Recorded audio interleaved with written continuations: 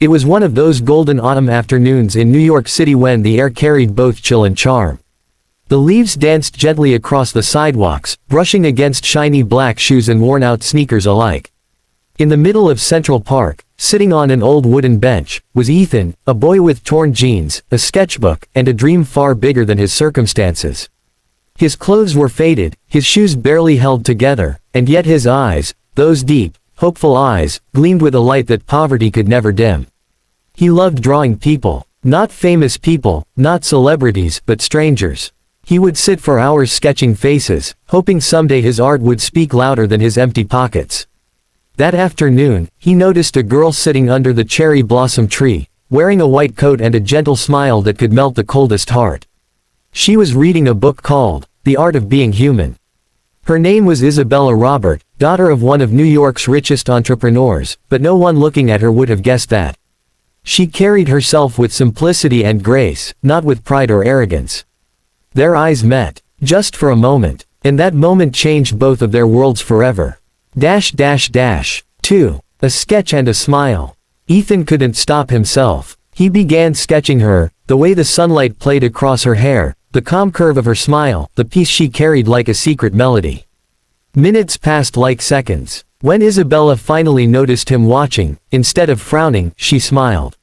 She stood up, walked toward him, and said softly, "Are you drawing me?" Ethan froze, embarrassed. I'm sorry. I didn't mean to stare. You just looked peaceful." She peeked at his sketchbook, her eyes widening. "This is beautiful. You made me look like I belong in a dream." Ethan blushed. "That's how I see the world, even when I can't afford to live in it." She was moved by his honesty. For the next hour, they talked. About art, life, books, and everything in between. She learned that Ethan lived in a small shared apartment, worked nights washing dishes, and painted by day. He wasn't bitter about being poor, he was grateful for every sunrise. When they parted, Isabella slipped a note into his sketchbook. It read, "Greater than, keep drawing. The world needs more people who see beauty where others see nothing." That note became Ethan's most precious possession.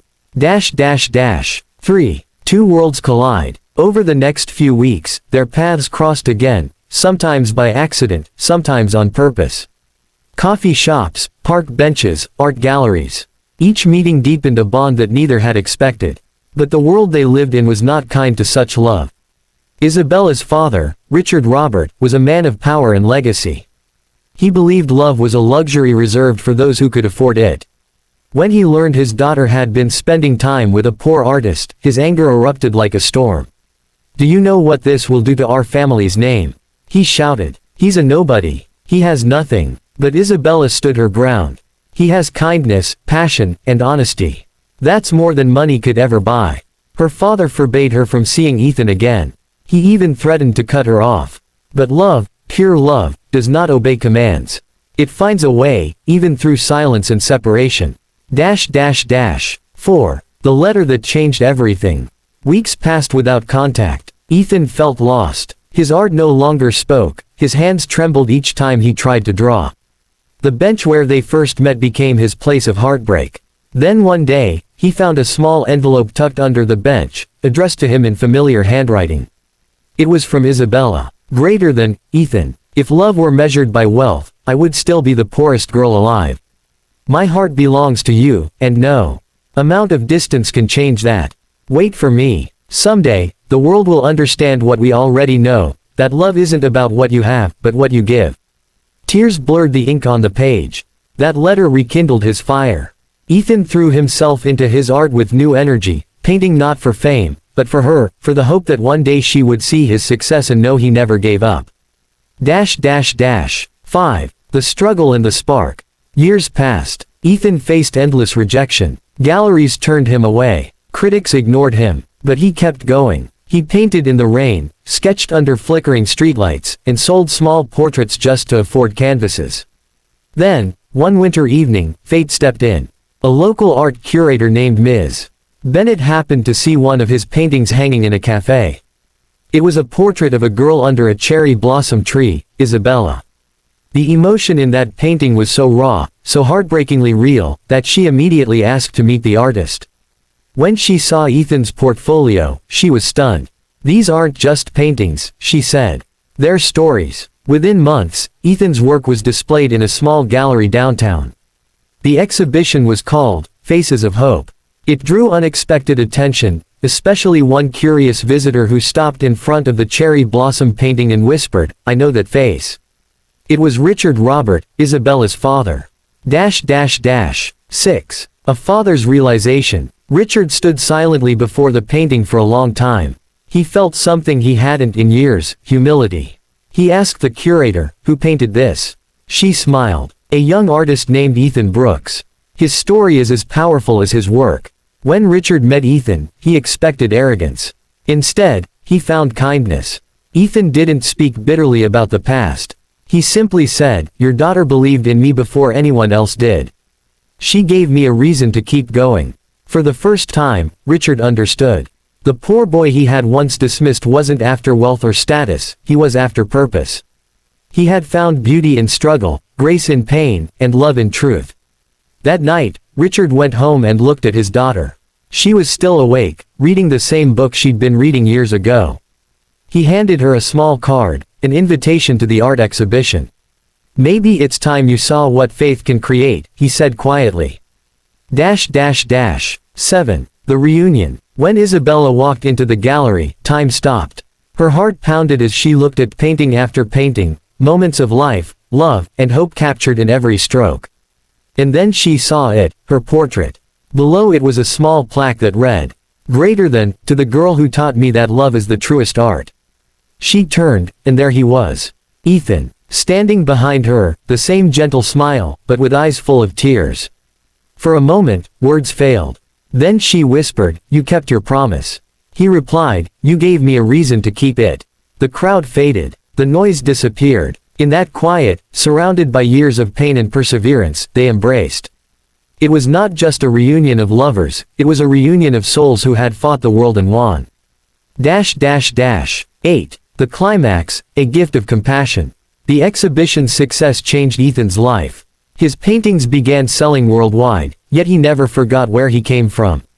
Instead of buying luxury, he opened an art school, the Blossom Foundation, for poor children who dreamed of painting but couldn't afford brushes or colors. At the school's opening ceremony, he said, "I was once a boy with nothing but hope. If one person believes in you, that's all it takes to change the world." Isabella stood beside him, holding his hand.